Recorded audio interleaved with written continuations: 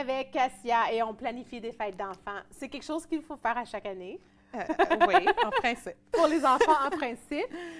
Tu me parles de quel âge environ, puis à quoi tu penses partager avec nous ce soir? Bien, en fait, c'est sûr que il y a vraiment une industrie fortement lucrative, là, très lucratif pour l'organisation des fêtes d'enfants.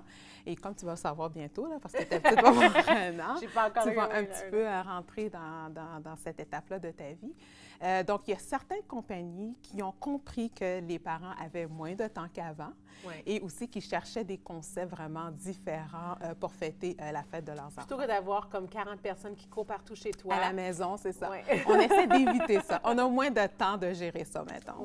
Donc, c'est sûr que j'ai pensé à vous nommer 4 concepts de fête d'anniversaire qui, je pense, vont faire le bonheur des parents et des enfants aussi.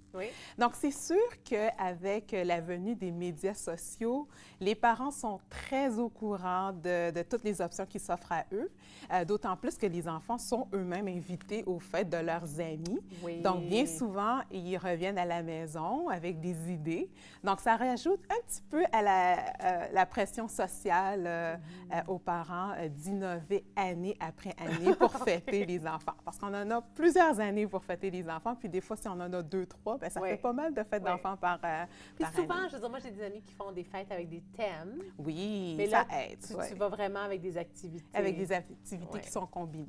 Donc là, mon premier concept, c'est vraiment pour les petits curieux. On sait que les enfants, à un moment donné, ils sont très curieux, ils aiment découvrir. Puis on est très bien desservis dans la région de la Capitale-Nationale parce qu'il y a plusieurs endroits qui nous permettent justement de satisfaire ce côté-là de nos enfants. On n'a qu'à penser aux musées. La plupart des musées, si ce n'est pas tous les musées de la région, offrent des forfaits de fêtes d'anniversaire. Donc, ça permet aux enfants de découvrir puis d'en connaître un petit peu plus sur des sujets comme les sciences, les arts, l'histoire. Donc, c'est vraiment comme une belle opportunité, la fête d'enfants, pour être exposé à tout ça. Puis souvent, ils ont une salle privée attenante, aussi. Oui, exactement. Bien, c'est sûr que quand on parle de fêtes organisées, c'est toujours un petit peu plus dispendieux qu'une fête à la maison, là, on ne se cachera pas. Mais il y a toujours, je pense, moyen de passer un petit peu à côté. Je veux dire, si, mettons, vous avez 2 cousins du même âge, pourquoi ne pas les fêter en même temps? De toute façon, c'est la même famille qu'on va inviter. Ou encore, ça m'est déjà arrivé, 2 enfants du même groupe d'amis qui ont des fêtes, des dates d'anniversaire quasiment similaires. Il n'y a rien qui vous empêche de demander à l'autre parent, regarde, est-ce que ça te tenterait de fêter les 2 enfants en même temps? De toute façon, ce sont les mêmes amis qui vont inviter. Puis la facture est divisée en 2. Donc, c'est le fun pour chaque parent. Donc ça, les fêtes organisées dans les musées, c'est vraiment une façon dans la région de fêter les enfants. Il y a aussi le musée de sciences et technologies. Le musée de la science et de la technologie qui va ouvrir dans quelques jours. C'est sûr que quand on parle sciences et enfants, d'habitude, il y a un bon match. Hein? Donc, j'ai lu à quelque part comme quoi qu'ils allaient bonifier l'espace pour les enfants. Puis, il va y avoir beaucoup de jeux interactifs aussi. Donc, je pense que dans les prochains mois, là, ça va être un espace qui va être très, très, très populaire pour les fêtes d'enfants. Aussi, on a des enfants qui sont qui bougent beaucoup.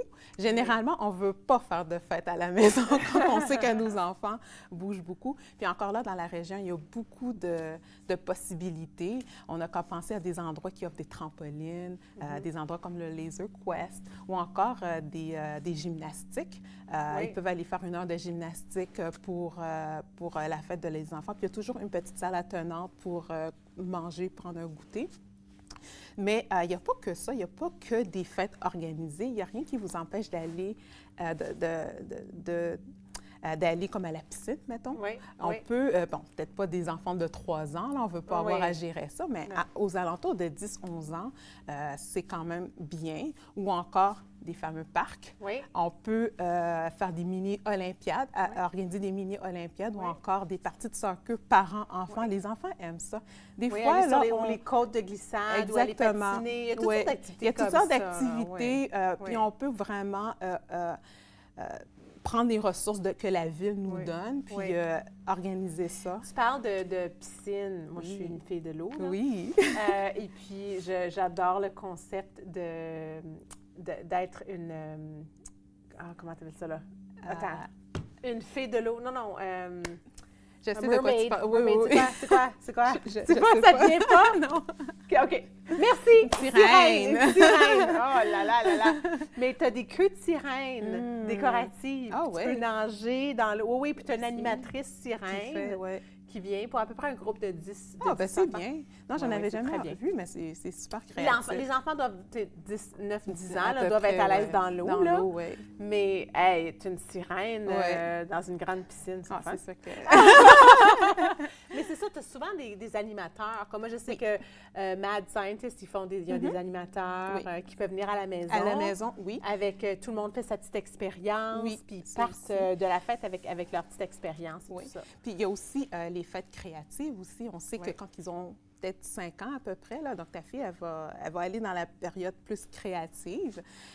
C'est le fun si vous êtes un parent qui aime bricoler, vous pouvez aller sur des sites comme Pinterest ou encore des sites de bricolage, aller chercher le matériel, un petit peu responsabiliser l'enfant, organiser son anniversaire, recevoir les enfants, faire un beau projet créatif. Puis les enfants aiment ça, ils retournent à la maison avec quelque chose de tangible. J'ai une amie qui a fait ça pour la fête d'enfants. Je pense qu'elle avait eu 6 ans. Le thème, c'était des hiboux. Puis ils ont fait chacun un hibou. Comme une espèce de toutou rembourré, là, mais c'est vraiment beau. Oui. Mais tu sais, c'est ça, tu peux faire avec ton thème. Exactement. Là, puis petit gâteau hibou. Oui. Ou ce que l'enfant aime. Ce que l'enfant aime. On va toujours selon la personnalité de l'enfant. Le dernier thème, c'est pas vraiment... Bien, ça vient pas de moi, c'est vraiment inspiré de faits vécus. C'est que ma fille, elle a 2 amis qui ont décidé, encore là, c'est très populaire, hein, les enfants aiment ça fêter leur anniversaire ensemble. Mais elles ont dit à leurs amis, vous savez quoi, nous, on veut pas de cadeaux cette année. Les enfants disant, on veut pas de cadeaux. Au lieu de nous donner des cadeaux, donnez-nous un don pour le Humane Society. Pour une charité. Exactement. J'ai trouvé ça tellement ingénieux, puis surtout un aussi bas âge que 10 ans, d'avoir eu comme l'idée de redonner à la société. Puis tous les autres enfants, ils ont vraiment senti qu'ils faisaient une différence. Donc, on appelle ça des fêtes un peu socio-responsables, si on veut vraiment donner un nom à la thématique. Mais c'est vraiment... Il y a des enfants qui vont vraiment accrocher à ce genre de choses. Absolument. Au moins une fois, je pense, dans leur vie, là, ils vont peut-être vouloir le faire. Donc, comme tu vois, là, il y a vraiment une panoplie de fêtes d'enfants qu'on peut faire. Puis, on est vraiment bien desservis dans la région. Alors, ne pas se décourager. Il y a des options et d'une année à l'autre, on peut changer. Puis être créatif. Être créatif. Merci beaucoup, Cassia. Si vous voulez rencontrer Cassia, elle est directrice de planification d'événements kimja.com pour plus d'informations. Je vous invite à rester là parce qu'après la pause, je suis avec Sophie Martel et on parle de bien déterminer sa silhouette après ces messages.